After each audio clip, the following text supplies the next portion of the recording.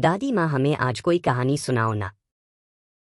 हाँ बच्चों, जरूर आज मैं तुम्हें हंस और कौए की कहानी सुनाऊंगी। पुराने समय की बात है। एक राज्य में एक राजा था। किसी कारण से वह अन्य गांव में जाना चाहता था। एक दिन वह धनुष बाण सहित पैदल ही चल पड़ा। चलते चलते राजा थक गया। अतः वह बीच रास्ते में ही एक विशाल पेड़ के नीचे बैठ गया।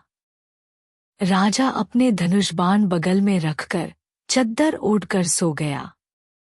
थोड़ी ही देर में उसे गहरी नींद आ गई। उसी पेड़ की खाली डाली पर एक कौआ बैठा था। उसने नीचे सोए हुए राजा पर बीट कर दी। बीट से राजा की चादर गंदी हो गई थी। राजा खर्राटे ले रहा था। उसे पता नहीं चला कि उसकी चादर खराब हो गई है।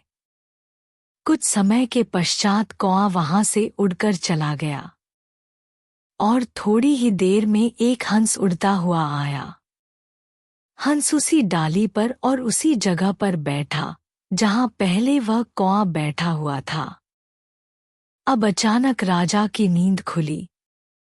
उठते ही जब उसने अपनी चादर देखी तो वह बीट से गंदी हो चुकी थी।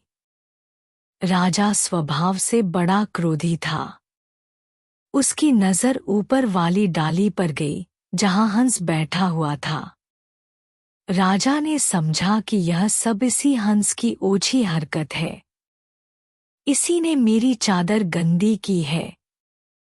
क्रोधी राजा ने आव देखा न ताव ऊपर बैठे हंस को अपना तीखा बाण चलाकर उसे घायल कर दिया। हंस बेचारा घायल होकर नीचे गिर पड़ा और तड़पने लगा। वह तड़पते हुए राजा से कहने लगा, अहं काको हतो राजन, हंसाह निर्मला जल, दिष्ट स्थान प्रभाविन, जातो जन्म निरर्थक। अर्थात हे राजन, मैंने ऐसा कौन सा अपराध किया, तुमने मुझे अपने तीखे बाणों का निशाना बनाया है। मैं तो निर्मल जल में रहने वाला प्राणी हूं। ईश्वर की कैसी लीला है।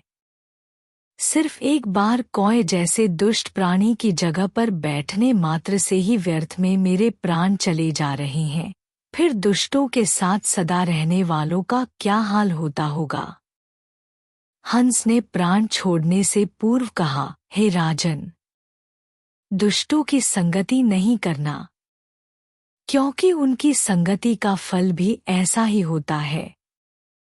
राजा को अपने किए अपराध का बोध हो गया।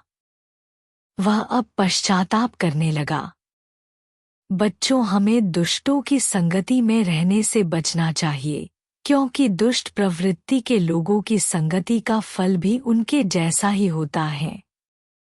साथ ही हमें किसी भी काम को करने से पहले अच्छे से सोच समझ लेना चाहिए। बिना सोचे विचारे कुछ भी काम नहीं करना चाहिए।